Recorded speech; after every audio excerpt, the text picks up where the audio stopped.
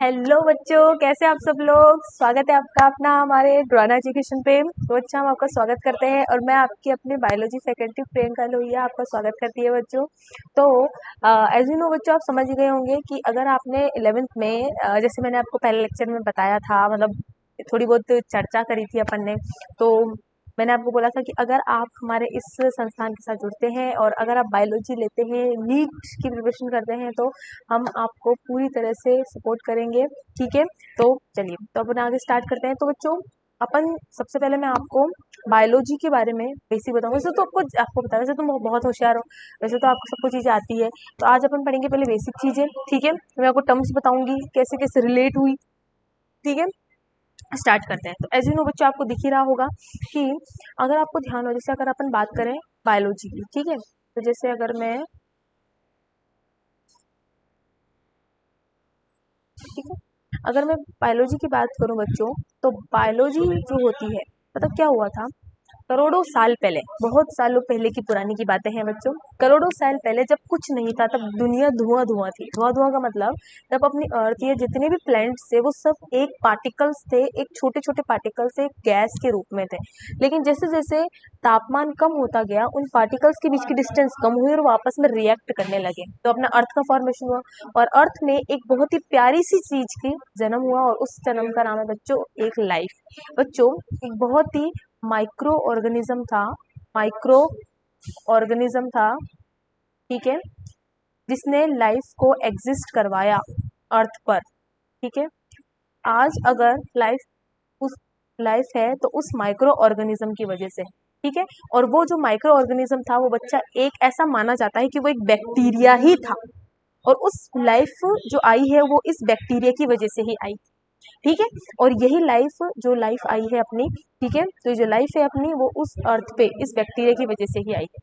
आज तो अपन बैक्टीरिया को बहुत बुरा मानते हैं, लेकिन ऐसा है नहीं बच्चों, ऐसा माना जाता था करोड़ों साल पहले। इवन मान लो कि 4 से 5 हजार करोड़ साल पहले कि बच्चों, तो दुनिया में कुछ नहीं था, ये बता रही हूँ मैं आपको। तो वहां पर एक लाइफ आई, और वो लाइफ एक बहुत ही सिंगल सेल थी, बिल्कुल एक सेल थी, जिसने उसको क्या करा, एग्जिस्ट करी। और उस माइक्रो ऑर्गेनिज्म, एक छोटा सा उस ऑर्गेनिज्म से बच्चों आज दुनिया में करोड़ों लाइफ्स हैं। अगर आज ये उस पे नहीं होता तो शायद आज यहाँ पर लाइफ की कोई स्पीशी होती ही नहीं। आज करोड़ों स्पीशियां है, आज अरबों स्पीशी अपने अर्थ पर। वो कब क्यों है, क्योंकि उस समय ये चीज आई थी। ठीक है बच्चों, तो वो जो लाइफ आई, तो बायो का मतलब होता है लिविंग, है ना, जो लाइफ है, और लॉजी का मतलब होता है स्टडी। तो आप क्या पढ़ोगे, अब देखो बच्चों, अब आपको चीजें आती है, ठीक है ना। मेरा काम है सिर्फ बेसिक से आपको आगे की तरफ लेकर जाना, बेसिक चीजों से आगे की तरफ लेके जाना। ये बहुत छोटी मोटी चीजें, चीजें ध्यान है आपको।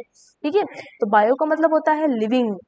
ठीक है, यानी आप इस धरती पर जितनी भी लिविंग स्पीशी होगी उसको चर्चा करोगे, उसके बारे में पढ़ोगे। समझ में आया आपको। लॉजी का क्या मतलब होता है बच्चों, स्टडी। तो किसी के भी नाम के पीछे स्टडी लग जाए, लॉजी लग जाए, तो लॉजी का मतलब होता है बच्चों स्टडी करना। ठीक है, अब अगर अपन बायोलॉजी को अगर देखें, तो जो अपन आगे जाके पढ़ेंगे, जैसे 11th में अब 11th स्ट्रीम के हो तो 11th में, देन फिर अपन 12th में आओगे, तो 11th में आप पूरा बेसिक पढ़ोगे। बेसिक में आपको सबसे पहले पता होना चाहिए कि 11th के 3 डिविजन्स होते हैं बच्चों। एक होता है बॉटनी डिवीजन, एक होता है जूलॉजी डिवीजन, और एक होता है microbiologist. What is the meaning बच्चों, अब इसको देखो। ठीक है, हाँ ध्यान से देखेंगे इधर। हाँ, ठीक है, तो फर्स्ट डिवीजन जो है बच्चों वो कौन सा है अपने पास, वो है अपने पास बॉटनी। बॉटनी डिवीजन वो होता है जिसमें आप जितने भी अपनी दुनिया में प्लांट्स हैं, जितने भी अपनी दुनिया में प्लांट्स हैं, उनके बारे में स्टडी करते हो, या तो फिर उनके एक्सटर्नल स्ट्रक्चर हो, या तो उनके इंटरनल स्ट्रक्चर। ठीक है बच्चों। अच्छा, जूलॉजी, जूलॉजी का मतलब क्या होता है, जू का मतलब होता है एनिमल, तो आप इसके अंदर, है ना, और लॉजी का मतलब क्या होता है, स्टडी। तो आप इसके अंदर जो एनिमल्स होते हैं उनके बारे में स्टडी करते हो। आपको मैं बता दूं, 11th क्लास में आपके, है ना, जितने आपके मतलब जो बॉटनी के चैप्टर्स हैं, यानी जिसमें आप प्लांट्स के बारे में पढ़ते हो, उतने ही अपने 11th के एनिमल्स के चैप्टर भी हैं। ठीक है, नेक्स्ट बच्चों आपके हैं, एक बात और बता दूं मैं आपको, ठीक है ना, दूसरा है बच्चों आपके, हाँ, दूसरा है माइक्रोबायोलॉजिस्ट। माइक्रोबायोलॉजिस्ट में सबसे ज्यादा आप पढ़ते हो बच्चों 12th क्लास में, ये टॉपिक आपके आता है 12th क्लास के अंदर आता है। ठीक है, माइक्रोबायोलॉजिस्ट में बच्चों आप इसमें स्मॉल ऑर्गेनिज्म, माइक्रो ऑर्गेनिजम्स होते हैं, जैसे बैक्टीरिया हो गए, वायरसेस हो गए, इनके बारे में अपन डिटेल पढ़ते हैं कि वो कैसे अपने ह्यूमन वेलफेयर के लिए अच्छे होते हैं, वो कैसे अपन को डिजीज कॉज करवाते हैं। तो ये टॉपिक अपना थोड़ा 12th का है। इसका मेजर पार्ट अपना तो 12th का है, थोड़ा पार्ट है ना, वो अपने 11th का है, जिसको अपन कवर करेंगे कि भाई माइक्रो ऑर्गेनिज्म होते कैसे हैं, इनका स्ट्रक्चर अपन 11th में देखेंगे, बट इनकी डिटेल स्ट्रक्चर कैसे काम आते हैं, कैसे करते हैं, अपन 12th में पढ़ते हैं, ठीक है। लेकिन बाकी के आपके जो जूलॉजी और जो बॉटनी है बच्चों, ये आपका बहुत ही मेन टॉपिक है, जो आपकी 11th क्लास का टॉपिक है। 11th क्लास इसीलिए मेन है बच्चों, क्योंकि 11th में बॉटनी और जूलॉजी की बहुत ही इंपॉर्टेंट चैप्टर्स दे रखे हैं, जो बिल्कुल बेसिक से आपको हाई की तरफ लेकर जाते हैं, ठीक है। चलो, तो ये बात आपको ध्यान रखनी है। तो ये कुछ इस तरह का, तो मैंने आपको डिवीजन बताया। ब्रांचेस की बात करें तो बच्चों बायोलॉजी की ठीक है, दो ब्रांच होती है, ठीक है ना, दो ब्रांच होती है। एक तो होती है बच्चों मॉर्फोलॉजी। मॉर्फोलॉजी बच्चों मैं आपको बता रही हूँ, ये टर्म्स आप जब भी कभी बायोलॉजी में पढ़ो तो समझ जाना क्या मतलब होता है। और एक होता है बच्चा अनाटमी, और एक और होता है फिजियोलॉजी, ठीक है। ये तीन होते हैं वैसे तो, ये तो दोनों में आ जाते हैं ना आप, ठीक है। तो एक तो होती है मॉर्फोलॉजी, और एक होती है अनाटमी, और एक होती है physiology. What is the meaning of morphology? तो जो मॉर्फोलॉजी वो स्टडी होती है, यानी वो डिवीजन या वो ब्रांच होती है जिसमें अपन किसी भी ऑर्गेनिज्म में, भले वो प्लांट हो या एनिमल हो, ठीक है, उसके बाहरी स्ट्रक्चर के बारे में पढ़ते हैं, यानी एक्सटर्नल स्ट्रक्चर के बारे में पढ़ते हैं, यानी वो दिखता कैसा है, उसका कलर कैसा है, वो चलता कैसे है, मूव कैसे करता है, ठीक है। और एनाटमी एनाटमी क्या होती है बच्चों? वो होती है जिसमें आप किसी भी ऑर्गन या किसी भी स्ट्रक्चर की डिटेल इंटरनल पढ़ते हो, बिल्कुल डिटेल इंटरनल पढ़ते हो। यानी अगर अपने स्टमक है तो स्टमक के अंदर क्या प्रेजेंट है, स्टमक की सेल्स कौन सी है, फलाना ठिकाना, पता है ना आपको, ठीक है। और दूसरी आपकी फिजियोलॉजी बच्चों, जिसमें अपन पढ़ते हैं मेनली ह्यूमन फिजियोलॉजी और प्लांट फिजियोलॉजी।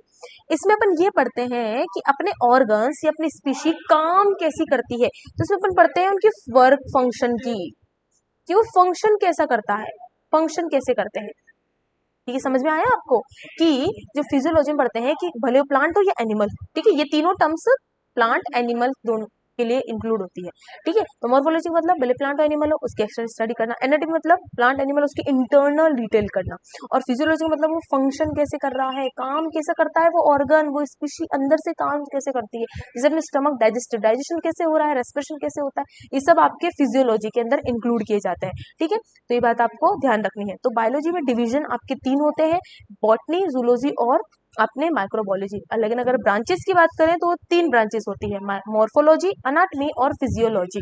ध्यान रखेंगे इस बात को, ठीक है। यहाँ से भी आपके क्वेश्चन बन जाते हैं, बच्चों को ध्यान नहीं रहती ये चीजें, है ना, लेकिन ये बात आपको ध्यान रखनी, ठीक है। अच्छा, अब अपन ने तो ये नॉर्मल बात करी बायोलॉजी की डिवीजन की, चले अब अपन थोड़ी चर्चा कर लेते हैं आगे। आपको पता है जैसे आपको स्क्रीन पर दिख रहा है, यहाँ पर मैंने कुछ नाम लिख रखे हैं। अब उसको पढ़ने से पहले अपन एक काम करते हैं, चलो देखते हैं, ठीक है। सबसे पहले बच्चों आपको पता है कि दुनिया में जो सेल आई थी या जो लाइफ आई थी वो सिंगल सेल थी। कैसी थी बच्चों? सिंगल सेल थी, ठीक है। सिंगल सेल को अपन बोलते हैं यूनिसेलुलर, पता है बच्चों। एक बात बता दूं आपको, पता है साइंटिस्ट ने ये प्रूफ कर दिया है, ये प्रूफ हो चुका है कि इस दुनिया में कोई सा भी ऑर्गेनिज्म कितना ही डेवलप्ड बन ले, आज अर्थ पर सबसे डेवलप्ड स्पीशी होती है ह्यूमन। सबसे ह्यूमन जो है वो सबसे डेवलप्ड स्पीशी है बच्चों, इसकी चर्चा करेंगे अपन आगे। अब ह्यूमन कैसा है, यूनिसेलुलर तो है नहीं, इतना तो बच्चों पता है आपको, ये मल्टी सेलुलर है ना, इसमें ऑर्गन्स है, टिश्यूज है, ये तो बात आपको ध्यान है अच्छे से, ऑर्गन से टिश्यू से मिलकर बनाए, तो ध्यान है आपको अच्छे से। लेकिन बच्चों ह्यूमंस ने, साइंटिस्ट ने ये प्रूव कर दिया है कि जो ह्यूमंस होते हैं या भले कोई सी भी डेवलप से डेवलप स्पीशी हो, भले वो कितने मल्टी सेलर और ऑर्गन सिस्टम को बनने, लेकिन उसका ऑर्गेनाइजेशन, उसका जो उत्पत्ति या इवोल्यूशन हुआ है वो एक सिंगल सेल से ही हुआ है। अब व्हाट इज द एग्जांपल? अब मैम आप बोलोगे मैम ऐसा कैसे बोल सकते हो, अब ह्यूमन तो मल्टी सेलर होते हैं, यूनिसेलर थोड़ी ना होता है। बच्चों एक बात बताओ, जब सेक्सुअल रिप्रोडक्शन होता है, अपन 10th पढ़ के आए हैं, सेक्सुअल रिप्रोडक्शन के समय एक होता है स्पर्म और एक होता है ओवम, पता है? तो बच्चों स्पर्म ऐसा होता है और ओवम ऐसा होता है, ध्यान है ना, ऐसा होता है कुछ। जब ये आपस में फ्यूज करते हैं तो अपने पास एक सिंगल सेल स्ट्रक्चर बनता है, याद है, जिसको अपन बोलते हैं जाइगोट। इतना तो बच्चों पता होगा। इस प्रोसेस को फर्टिलाइजेशन बोलते हैं, जिसमें स्पर्म और ओवम आपस में फ्यूज करते हैं और अपने पास जाइगोट बनता है। तो बच्चों ये जाइगोट क्या है? एक सिंगल सेल ही तो है, नोटिस करें तो बताओ। और यही जाइगोट अब लगातार करोड़ों अरबों बार डिवीजन करेगी और तब जाके अपने पास एक ह्यूमन बनेगा, multi cellular organ system developed human बनेगा। लेकिन उत्पत्ति देख लो यूनिसेलुलर से हुई है, तो बस जब अपनी बात हो गई तो दुनिया में कोई सी भी हो, तो दुनिया में कोई भी ऑर्गेनिज्म हो, भले वो छोटा हो बड़ा हो, कोई फर्क नहीं पड़ता, बस आप उतना ध्यान रखें कि उसकी इवोल्यूशन सिंगल सेल से ही हुई है। ठीक है, अब इस बात अब जैसे मैंने ह्यूमन का बता दिया ना, अब ऐसा सभी का होता है। ठीक है, चलो अब क्या हुआ था, जब मैंने अभी आपको बोला कि जब धरती पर कुछ नहीं था तो एक सिंगल सेल आई थी, और वो जो सेल थी वो बिल्कुल कम डेवलप थी, इतनी डेवलप नहीं थी। ठीक है, तो जो कम डेवलप थी तो बिल्कुल नॉर्मल थी, वो नॉर्मल सेल थी, इतनी ज्यादा डेवलप्ड नहीं थी, बस हाँ एक लिविंग थी वो बस, लेकिन उसको ज्यादा अच्छे फंक्शन करने नहीं आते थे, बिल्कुल अंडर डेवलप थी वो, है ना, वेल डेवलप नहीं थी वो, बिल्कुल बहुत पुअर डेवलप्ड सेल थी वो। कैसी थी वो बच्चों? Poor developed sales. ऑब्वियसली बात है कि जब कोई नई नई चीज बनती है तो वो डेवलप्ड कम होती है, वो डेवलप्ड कम होती है, धीरे धीरे टाइम के साथ वो डेवलप होती जाती है। तो बात आपको पता है, मैच्योरिटी समय लेती है, एकदम से नहीं आती मैच्योरिटी। समझ में आ गया? डेवलप को होने में बहुत समय लगता है। ठीक है, बस वही चीज था। तो जो सबसे पहले जो सेल आई थी दुनिया में, वो सेल थी बच्चों प्रोकैरियोटिक सेल। कौन सी थी बच्चों? अब आपने नाम तो सुना होगा, आप 9th क्लास में 10th क्लास पढ़ के आए। कौन कौन सेल होती है? अपने पास दो तरीके की सेल्स होती है जो अपन इस अर्थ पर स्पीशी को डिफाइन करते हैं। एक होती है प्रोकैरियोटिक सेल और एक होती है अपने पास यूकैरियोटिक सेल। ठीक है, एक होती है अपने पास यूकैरियोटिक सेल। ठीक है, अब आपको इतना तो पता होगा कि प्रोकैरियोटिक सेल पुअर डेवलप्ड होती है एज कंपेयर टू यूकैरियोटिक। अब कैसे पता चला? अब बच्चों मैं आपको बताता हूँ, किसी भी नाम के आगे प्रो लग जाए, किसी भी नाम के आगे प्रो लग जाए तो what is the meaning of pro? Pro का मतलब होता है प्रिमिटिव। प्रो का मतलब होता है बच्चों प्रिमिटिव, और प्रिमिटिव का मतलब होता है पुअर डेवलप्ड, जो इतनी डेवलप्ड नहीं होती। समझ में आया बच्चों? और किसी भी नाम के आगे यू लग जाए तो यू का मतलब होता है मॉडर्न या न्यू। तो इसका मतलब एक बात तो समझ गए होंगे कि मैम पहले प्रोकैरियोटिक आई होगी, उसी के बाद प्रोकैरियोटिक से यूकैरियोटिक सेल डेवलप हुई होगी। ऑब्वियसली बात है ऐसा ही हुआ होगा। ठीक है, और आज यही एक रूल है कि प्रोकैरियोटिक सेल से ही बच्चा अपन जो भी चीज बनाते हैं, या नेचर का रूल है, जब वो चीज पहली चीज बनती है तो बहुत पुअर डेवलप्ड होती है। इन्वायरमेंट को देखकर, सर्वाइवल को देखकर, अपने आप को ढालकर वो अपने आप को चेंज करती रहती है, ये एक नेचर का रूल होता है। ठीक है, तो बस वही है। तो जो पहले जो सेल आई थी वो बहुत ही पुअर डेवलप थी, इसलिए उस अपन ने उसको क्या बोला? प्रोकैरियोटिक बोला। धीरे धीरे समय के साथ उसने अपने आप को चेंज करा, सर्वाइवल देखा, इन्वायरमेंट चेंज होता गया, नई नई स्पीशी बनती गई, तो नई नई सेल्स आई, और उन नई सेल्स ने एक नई स्पीशी डेवलप करी और उसका नाम था यूकैरियोटिक सेल। तो यूकैरियोटिक जो सेल, आपने दो नाम तो सुने होंगे, तो what is the meaning of prokaryotic cell? एक पुअर डेवलप सेल होती है जो सबसे पहले आई थी दुनिया में। सबसे पहले जब लाइफ नहीं थी तब यही सेल जनरेट, यानी यही सेल प्रोड्यूस हुई थी, यही सेल आई थी, और इसी सेल ने आगे जाके लाइफ का क्या बनाया था, यानी लाइफ जनरेट करी थी अर्थ के ऊपर। ठीक है, और ये प्रोकैरियोटिक बच्चों यूनिसेलुलर ही रहते हैं, हमेशा ध्यान रखेंगे इस बात को। ठीक है, खैर ये बात की आगे की बात है। यूकैरियोटिक सेल के लिए आप जब भी सेल पढ़ेंगे तो कैसे बोलेंगे? मॉडर्न सेल होती है। ठीक है, ये बात ध्यान रखेंगे। समझ में आया? अच्छा, दूसरी बात आपको यहाँ लिख रखा है, देखिए, सिंगल सेल ऑर्गेनिज्म बैक्टीरिया सम प्रोटिस्ट, है ना, है ना। अब यहाँ पर एग्जाम्पल दे रखा है, तो दुनिया में जितने भी बैक्टीरिया होते हैं, दुनिया में जितने भी बैक्टीरिया हैं वो सबके सब प्रोकैरियोट्स होते हैं। कैसे होते हैं? प्रोकैरियोट्स होते हैं। ठीक है, ये बात ध्यान रखेंगे। और बैक्टीरिया के अलावा जितने, जैसे प्रोटिस्टा, जैसे अमीबा, यूग्लिना, नाम तो सुना होगा बच्चों, जैसे फंजाई हो गए, है ना, कवक हो गए, जैसे एनिमल सेल, प्लांट सेल, ये सारी की सारी यूकैरियोटिक सेल्स होती है बच्चों, जैसे फंजाई, ठीक है, एनिमल्स, ये बच्चों, है ना, प्लांट्स, ये सब के सब कैसे होते हैं बच्चों? यूकैरियोट्स होते हैं। ठीक है, तो इस बात का आप नोट करेंगे, ध्यान रखना है इस बात को। ठीक है, अच्छा, तो इसमें लिख रखा है यूकैरियोट्स। अच्छा, एक बात और बता दूं, अगर किसी स्पीशी को मल्टी सेलुलर ऑर्गेनिज्म बनना है, मतलब एक सेल से बहुत सारी सेल्स बननी है, मल्टी सेल बनना है, तो बताओ, तुम खुद दिमाग लगाओ, एक सेल से मल्टी सेल कब बन सकता होगा? सबसे पहले तो इस एक सेल को पूरे तरह से डेवलप्ड होना पड़ेगा। अब वो जब डेवलप्ड होगी तो सबसे पहले उसको यूकैरियोट होना पड़ेगा, तभी वो मल्टी सेल बन सकती है। तो एक सेल अपने आप को डिवाइड करके जब बहुत सारी सेल्स बनाती है, तो इसका मतलब ये एक सेल के अंदर यहाँ कुछ ना कुछ तो होगा, यानी इसके अंदर ऐसा मटेरियल होगा डिवीजन करने के लिए जो प्रोकैरियोटिक के पास नहीं था, यूकैरियोटिक के पास था। और इसी को अपन बोलते हैं सेल डिवीजन। क्या बोलते हैं बच्चों?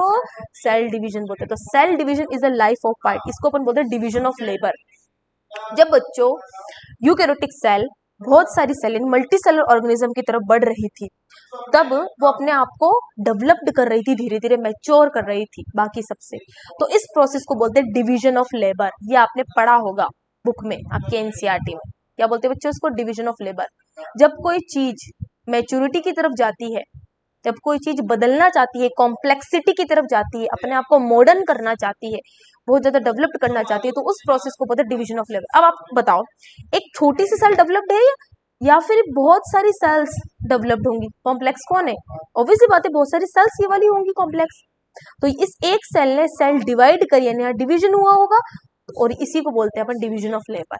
ठीक है, ये सब आपकी 10th और 9th की सारी की सारी पढ़ के आए हो ये सारी चीजें। आप, मैंने कुछ भी नया नहीं बताया, बस आपको मैं जोड़ना बता रही हूँ कि कैसे जोड़ोगे चीजों को। सबसे पहले प्रोकैरियोटिक आई, प्रोकैरियोटिक ने अपने आप को चेंज करा, सर्वाइवल के अकॉर्डिंग अपने आप को चेंज करा, तो उसने पहले अपनी सेल को डिवाइड, सेल को डेवलप्ड करा। जैसे नई सेल बन गई, अब वो रेडी है डिवाइड करने के लिए, बहुत सारी सेल्स बनाने के लिए। तो प्रोकैरियोटिक सेल पहले यूकैरियोटिक बनी, अब यूकैरियोटिक सेल ने फिर डिवीजन करा, उसको बना बस डिवीजन ऑफ लेबर, और फिर बहुत सारी सेल्स यानी मल्टी सेलर ऑर्गेनिज्म था, और मल्टी सेलर ऑर्गेनिज्म से फिर अपने पास है ना ऑर्गन सिस्टम लेवल बना, जिसमें अपन एनिमल्स वगैरह पढ़ते हैं। ठीक है, तो ये बात आपको क्लियर हुई। अच्छा, तो नेक्स्ट स्टेप ना, हाँ, reproduction. Reproduction is a part of our life. बच्चों देखो, ऑर्गेनिज्म कोई सा भी हो, छोटा हो, बड़ा हो, यूकैरियोटिक हो, प्रोकैरियोटिक हो, रिप्रोडक्शन एक वो प्रोसेस होती है जिसमें वो अपनी स्पीशी को अर्थ पर बचाने के लिए ऐसा करना पड़ता है। इस बात को ध्यान रखेंगे, ऐसा क्यों करना पड़ता है? वाई वी नीड रिप्रोडक्शन, भले एनिमल हो या प्लांट हो, क्यों जरूरत है रिप्रोडक्शन की? ताकि उसकी अर्थ पर स्पीशी कांस्टेंट हो जाए। कांस्टेंट तो नहीं मतलब मतलब रहे उसकी स्पीशी, एक्सटिंक्ट नहीं हो। अगर कोई मान लो एक ए स्पीशी है, ए नाम की कोई स्पीशी है, अगर इसने रिप्रोड्यूस करना छोड़ दिया, तो कुछ सालों बाद इस ए की स्पीशी क्या हो जाएगी? एक्सटिंक्ट हो जाएगी, एक्सटिंक्ट हो जाएगी। ये बात आप ध्यान रखें, और ऐसा होगा भी, ऑब्वियसली बात है। लेकिन ऐसा नहीं होता है, स्पीशी एक्सटेंड नहीं करती, लेकिन स्पीशी अपने आप को एक स्पीशी में दूसरी स्पीशी में कन्वर्ट करती है। ये नेचर का रूल है, क्योंकि बच्चों नेचर को चाहिए वेरिएशंस, नेचर हमेशा वेरिएशन को सपोर्ट करता है, ये बात ध्यान रखना। नेचर ऑलवेज सपोर्ट वेरिएशन, और वेरिएशन देखने को मिलते हैं हमको सेक्सुअल रिप्रोडक्शन में, इसलिए नेचर सेक्सुअल रिप्रोडक्शन को ज्यादा प्रीफर करता है as compare to asexual. Asexual में बच्चों एक ही सेल अपने आप को डिवाइड करके वैसी की वैसी सेल बनाती है, तो इसमें कोई वेरिएशन, मान लो इसमें 10 जीन है, जीन्स बोलते हैं ना, जीन्स, इसमें भी वही के वही जीन आएंगे, 10 के वही दे, तो ये वेरिएशन देखने को नहीं मिलेगा। ठीक है, लेकिन अगर सेक्सुअल रिप्रोडक्शन में अगर ये 10 है, तो यहाँ पर आपको 110 आएगा, मतलब समझ गए ना बात को, मतलब 11 आएंगे, यहाँ 12 आएंगे, यानी आपको यहाँ पर एक वेरिएशंस देखने को मिलेगी, और ऐसा होता है। तो ऑलवेज यहाँ देखने को मिलेंगे अपन वेरिएशंस, और ये आपके इनहेरिटेंस का पार्ट है। What is the meaning of inheritance? जो जनरेशन टू जनरेशन एक्सचेंज होता है जेनेटिक मटेरियल। अब जेनेटिक मटेरियल क्या होता है बच्चों? अपना डीएनए। ठीक है, खैर ये अपन आगे का पार्ट है, मैं आपको सिर्फ नॉर्मली बता रही हूँ। तो बस मैं आपको बता रही हूँ कि रिप्रोडक्शन लाइफ का पार्ट है, अगर ये नहीं होगा तो शायद सारी की, अगर ऐसा नहीं होता है तो बच्चों कुछ सालों बाद अर्थ पर स्पीशी पूरी तरह से एक्सटिंक्ट हो जाएंगी, लेकिन ऐसा नहीं हो सकता। वेरिएशंस दिखाती है, इसलिए सेक्सुअल रिप्रोडक्शन को ज्यादा प्रीफर करती है, अपना नेचर सेक्सुअल रिप्रोडक्शन को ज्यादा प्रीफर करता है बच्चों, इस बात को आप ध्यान रखेंगे। समझ में आया क्या बोलना चाह रही हूँ मैं? तो ये कुछ इस तरीके का होता है। ठीक है बच्चों, तो ध्यान रखना इस बात को ना, बहुत कॉमन चीजें हैं, इसी से पढ़ के आए हो आप लोग, है ना। बस मैं आपको सिर्फ एक चीज जोड़ के बता रही हूँ कि क्यों जरूरी है। ठीक है बच्चों, नेचर में हर चीज अपने आप को बदलना चाहती है, नेचर का रूल है, वो अपने आप को बदलना चाहती है, और बदलना ही नेचर का रूल होता है। अपन को भी समय के साथ बदलना पड़ता है, आप एक जैसे नहीं रह सकते, ये नेचर का रूल है। ऐसा ही सब में, सभी के अंदर अपन को, भले वो कोई सी भी स्पीशी हो, भले वो कोई सी भी स्पीशी हो, अपन को बदलना पड़ता है। ठीक है, भले स्पीशी हो कोई भी हो। समझ में आया आपको? ठीक है, तो ये बात आप ध्यान, लेकिन एक बात ध्यान रखना, नेचर सिर्फ उसी को सपोर्ट करेगा जो लिविंग है, तो लिविंग जो सब्सटेंस या लिविंग जो सेल या लिविंग ऑर्गेनिज्म होगा, उसी को वो क्या करते हैं? सपोर्ट करता है। ठीक है, तो आपको यहाँ पता है सेक्सुअल रिप्रोडक्शन में आपको दो जेनेटिक मटेरियल आपस में मिक्स होते हैं, इसलिए वेरिएशंस दिखती है। यहाँ पर सिर्फ एक का ही genetic material cut copy paste होके उसमें आ जाता है, इसलिए यहाँ पर आपको वेरिएशन देखने को नहीं मिलती, लेकिन यहाँ वेरिएशन देखने को आपको मिलती है। ठीक है, तो ये बात आप ध्यान रखेंगे। नेक्स्ट है आपका genome. What is the meaning of genome?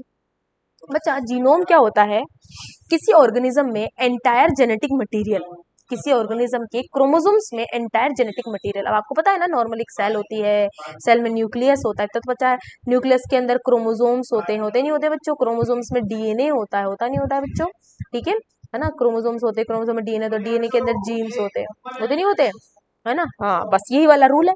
तो बच्चों एक सेल के अंदर, यानी अगर मैं जीनोम की बात करूँ, तो उस ऑर्गेनिज्म के अंदर total inheritance material, genetic material genome कहलाता है।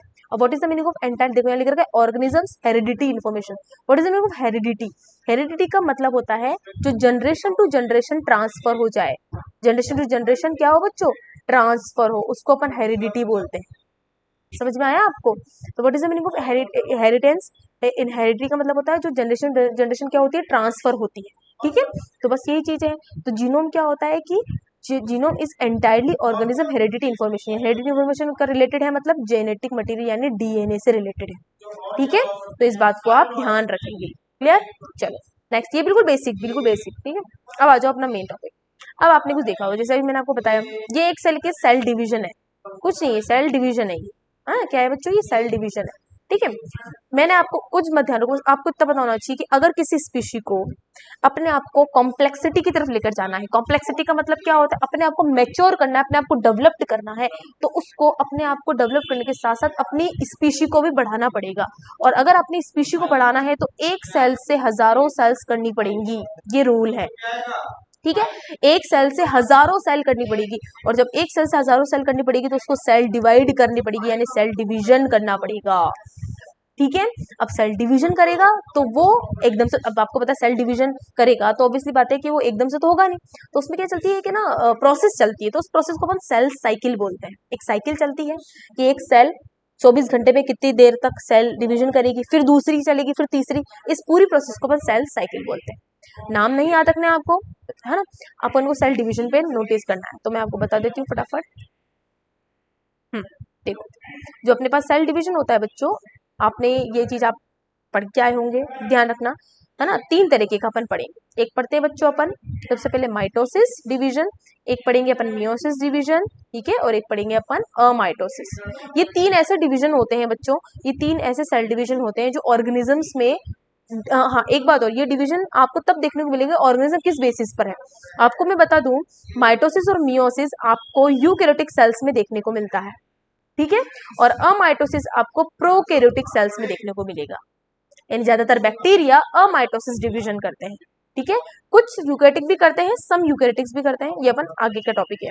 तो बस आपको इतना ध्यान रखना है कि कोई भी स्पीशी हो दुनिया में, प्लांट हो, एनिमल हो, बैक्टीरिया क्यों हो, और अपने जैसे अपने क्या बोलते हैं, या फिर फंजाई हो, प्रोटिस्टा हो, ये सब अगर अपने आप को बढ़ाना चाहते हैं, अपने आप को मैच्योर करना चाहते हैं, तो इनको एक टर्म करनी पड़ती है, और वो नाम की वो चीज क्या होती है बच्चों, डिवाइड करना। अगर अपनी सेल को डिवाइड करेंगे नहीं तो फिर नई सेल्स नहीं बनेगी, और नई सेल नहीं बनेगी तो इनकी सेल्स में वेरिएशंस नहीं आएगी, और वेरिएशंस नहीं आएगी तो इवोल्यूशंस नहीं होगा। तो ये सारी रामायण रिलेटेड है इवोल्यूशन से। नेचर इवोल्यूशन चाहती है, चेंज चाहती है, और वो सिर्फ कहाँ से आएगा, सेक्सुअल रिप्रोडक्शन और दूसरा सेल डिवीजन। इन दोनों चीजें जब ये साथ में होती है तब जाके इवोल्यूशन होता है, चेंजेस आते हैं, वेरिएशंस देखने को मिलते हैं, और नेचर यही चाहती है। ठीक है, चलिए नेक्स्ट। हाँ, नेक्स्ट आपको कुछ टर्म्स दे रखी है बच्चों, देखो सेल दे रखा आपको, ये अपने प्रोकैरियोटिक सेल है, कुछ इस तरीके की दिखती है, यूकैरियोटिक, ये अपने यूकैरियोटिक सेल है।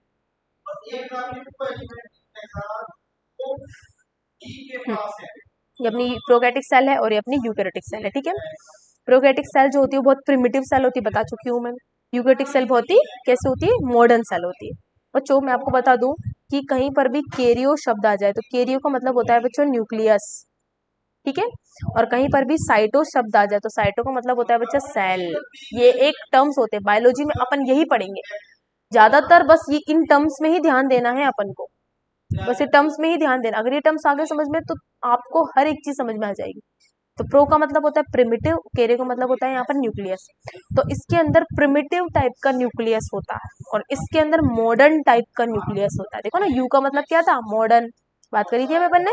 केरे का मतलब क्या होता है बच्चों, न्यूक्लियस, क्या होता है, न्यूक्लियस होता है।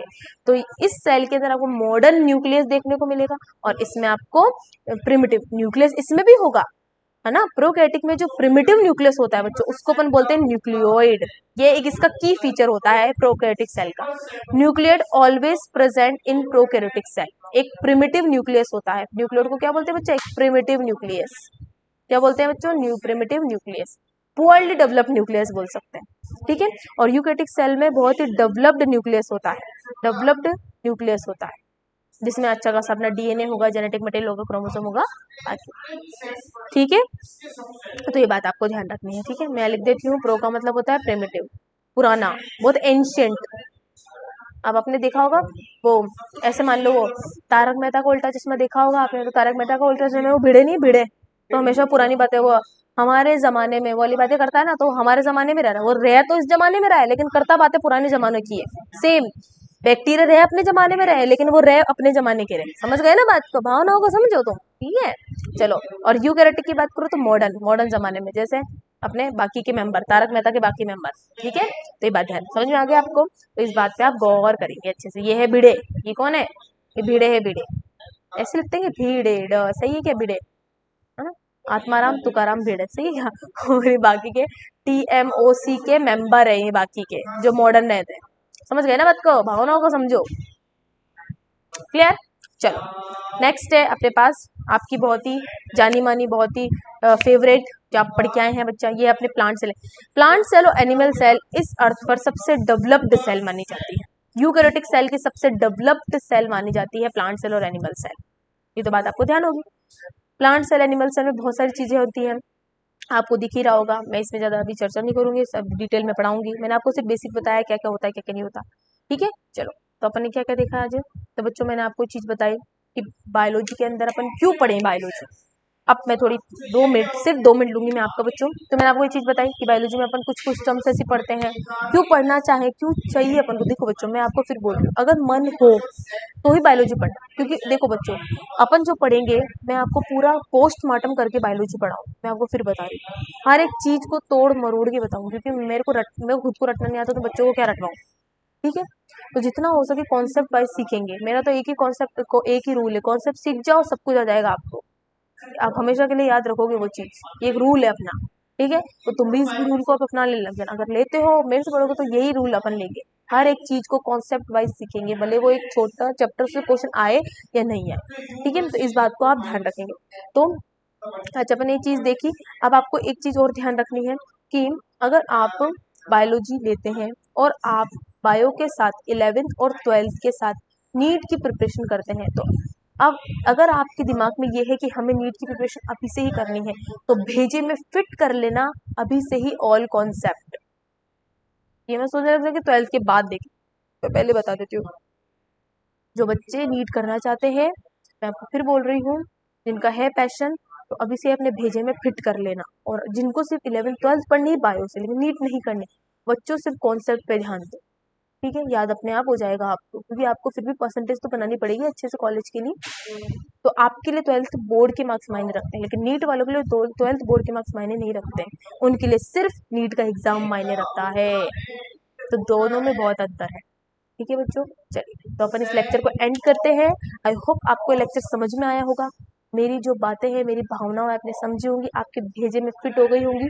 ठीक है, कोशिश करूंगी बच्चों कि आपको और कॉन्सेप्ट लेकर अगले लेक्चर में मैं आपको और कुछ और टर्म्स बताऊंगी, जो अपन पूरे 11th और 12th के अंदर जितने भी टर्म्स पढ़ेंगे उन सबको लेकर आऊंगी। कि भले वो 12th का टॉपिक हो, भले 11th का, लेकिन आपको एक प्रीफर कर दूंगी भाई इस टॉपिक के अंदर अपन को ये चीजें पढ़नी है।